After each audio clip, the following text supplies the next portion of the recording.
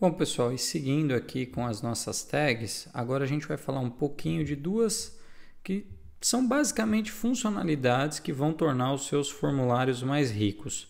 Eu estou falando do autocomplete e do placeholder. São duas coisas que, se você utilizar, você vai tornar a experiência do seu usuário muito melhor. Então, vamos voltar lá no nosso HTML, né? Vamos voltar aqui. Eu vou salvar esse arquivo e eu vou voltar lá no nosso inputs básicos, tá? Justamente porque a gente vai usar o datalist e o placeholder em inputs básicos. Então, a primeira coisa que eu vou ensinar para vocês é o placeholder. O que é o placeholder? Ele é uma dica, ele é uma forma de ajudar o seu usuário a saber o que ele deve preencher naquele campo. Então, por exemplo, eu coloquei aqui o campo nome, né? Coloquei uma label nome. Vamos lá no Chrome, só para a gente voltar para esse arquivo aqui, inputs básicos, para você relembrar. Tá vendo? Ó? Nome, senha, nosso text area. Agora a gente vai lá no código e vai colocar assim, ó, placeholder, insira seu nome. E aqui no senha, a gente vai escrever placeholder, insira sua senha. Insira sua senha. Vamos lá no Chrome para ver o que aconteceu. Olha que legal. O nosso campo ele já passa a exibir para o usuário uma dica do que ele deve preencher naquele campo. Então, insira seu nome, insira sua senha.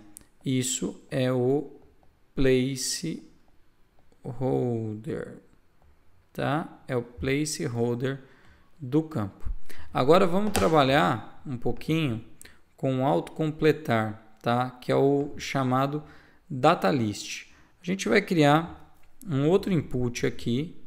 Vamos imaginar que a gente está fazendo um formulário e a gente quer que o usuário preencha o time do coração dele e a gente quer sugerir algumas opções de times para esse usuário escolher, né?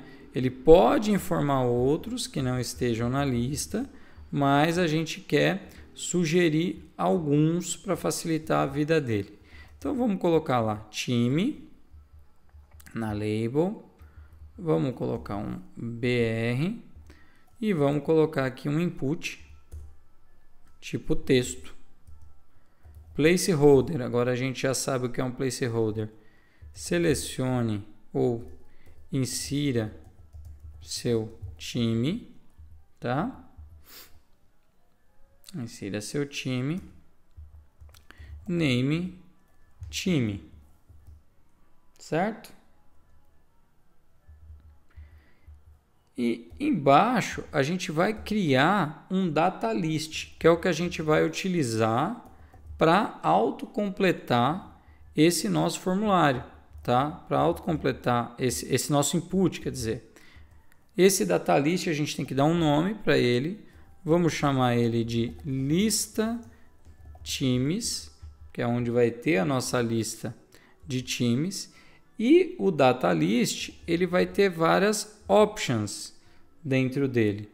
Então, a primeira option, e nesse caso, a option, como não é um select, ela pode ser uma tag do tipo que abre e fecha. Então, a primeira option a gente vai chamar, por exemplo, Santos, time do meu vô,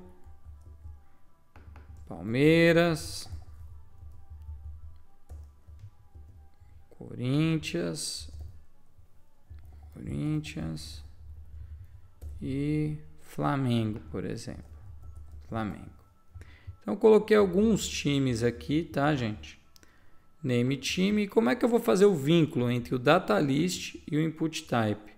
Eu vou usar a propriedade list. Então, eu vou dizer que esse input text deve referenciar a lista times. Vou salvar. Vamos dar uns BRs aqui, só para dar aquela nossa quebra marota. E vamos dar uma olhadinha lá no Chrome, como é que ficou esse input. Atualizei, input de time. Aqui eu já tenho algumas opções. Eu posso digitar outra, por exemplo, posso digitar aqui Vasco. E essa é a grande diferença em usar um data list dentro de um input e usar um select. Quando eu estou trabalhando com select, eu só posso escolher entre as opções que estão aqui.